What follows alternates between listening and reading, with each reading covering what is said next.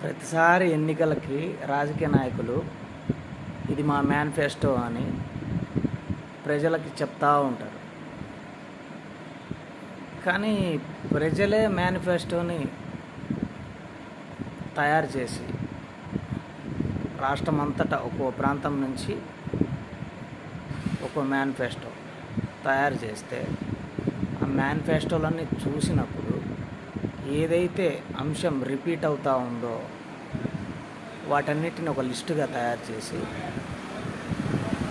ఆ యొక్క అంశాలని ఈ రాజకీయ నాయకులు వాళ్ళ యొక్క పదవీ కాలంలో చేయాలి. ఇలాంటి ఒక ఆలోచన చేసి మేనిఫెస్టోని ఓటర్లే తయారు చేసి రాజకీయ నాయకులకు ఇచ్చినప్పుడే వాళ్ళకు కొంచెం భయం ఉంటుంది, సరైన పాలన ఉంటుంది.